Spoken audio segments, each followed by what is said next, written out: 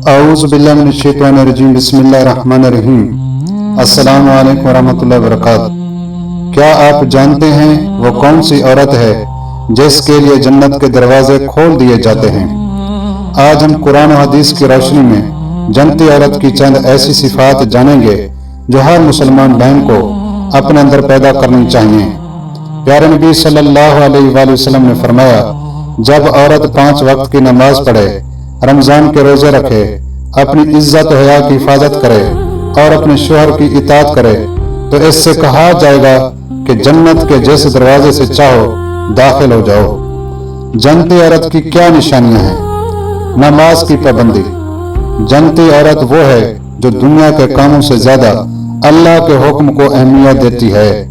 चाहे हालात कैसे भी हों, वो नमाज नहीं छोड़ती। हया और पर्दा। इस्लाम में औरत को बहुत मकाम और मर्तबा दिया है। हया औरत का असल जेवर है। जन्नती औरत अपनी इज्जत, किरदार और पर्दे की हिफाजत करती है। अच्छी जबान और अच्छा इखलाक।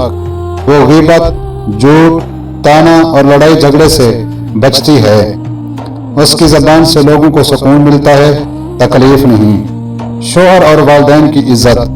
जन्नती औरत अपने शोहर के हकूक अदा करती है और वालिदैन का एहतराम करती है, क्योंकि अल्लाह ताला ऐसे बंदों से मोहब्बत करता है जो रिश्तों की कदर करते हैं। सब्र और शुक्र। मुसीबत है तो सब्र, नेमत मिले तो शुक्र करे, यही मोमिन औरत की पहचान है। और आखिर में जन्नती औरत वो है जिसका दिल अल्लाह की याद से जिंदा हो, जो कुरान से मोहब्बत करे, जिक्र करे और अपने अमाल को बेहतर बनाने की कोशिश करती रहे। अल्लाह ताला हमारी माओं, बहनों और बेटियों को जन्नती औरत में शामिल फरमाए। आमीन सुम्मा आमीन।